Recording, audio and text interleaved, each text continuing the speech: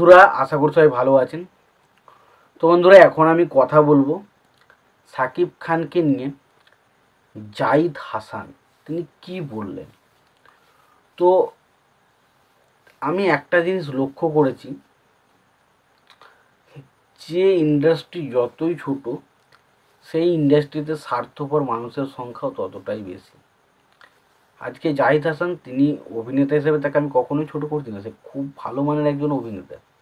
But তার উৎসব ছবিটা যেহেতু যখনই একটু ভালো সাকসেসফুল হচ্ছে, ভালো কালেকশন করছে, তখনই একটা মানুষকে নিয়ে সঙ্গে সঙ্গে কিছু কুকথা বলতে চলে এসছে। এবং তার মতে যে সাকিব খানকে, যে তার আগে সাকিব খানকে মানে শুরুর আগে অনেকে বলছে সাকিব খান মেগাস্টার, সাকিব খানকে মেগাস্টার বলাটা কত একটা বিলাসিতার মতন, এটা ঠিক হচ্ছে না ভুল হচ্ছে আমি জানি না। তো সত্যি কথা বলতে, সাকিব খান নিজে কখনো বলেনি যে সে মেগাস্টার। আজকে তার ফ্যান বেস, তার লয়ালিটি, তার যে জায়গা, সেটা তাকে প্রমাণ দেয় যে সে অরিজিনালি মেগাস্টার। আজকে যদি আপনারা বাংলাদেশের সেরা 10টা ছবির নাম করেন বা টপ 5 ছবি লিস্ট করেন, সেখানে প্রথমে 4টে বা 5টা ছবি কিন্তু সাকিব খানেরই পাবেন।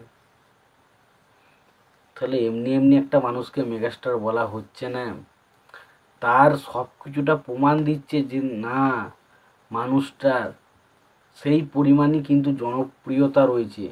আজকে তাণ্ডব সেইভাবে কালেকশন করতে পারিনি, তারপরও ছবিটা অলরেডি 30 কোটি প্লাস কালেকশন করে ফেলেছে।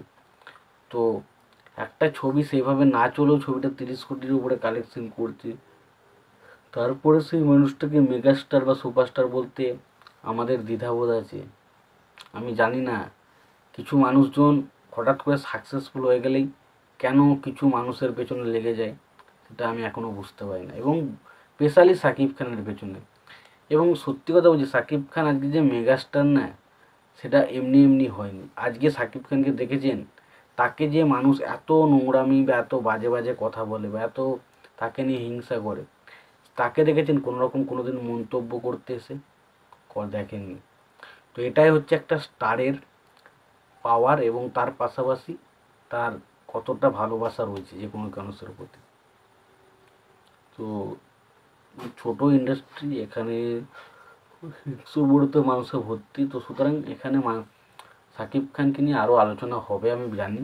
এবং দেখুন, যে যাই করুক সাকিব খানের কিচ্ছু এসে যায় না, কারণ সে একমাত্র সুপারস্টার যার প্রিয়তমা 42 কোটি, তারপরে আসে রাজকুমার 26 কোটি, তারপরে আসে তুফান 52 কোটি, তারপরে আসে আমাদের বরবাদ 10 কোটি, দরদ, বরবাদ আসে 80 কোটি, অলরেডি আমাদের তাণ্ডব চলছে 30 কোটি। তো এর থেকে বড় আর কি প্রমাণ দেবো? বক্স অফিস কালেকশন দিয়ে সে প্রমাণ অলরেডি দিয়ে দিয়েছে তে কেন মেগাস্টার। এরপরেও যাদের সন্দেহ রয়েছে তাদের আর কিছু বলার নেই।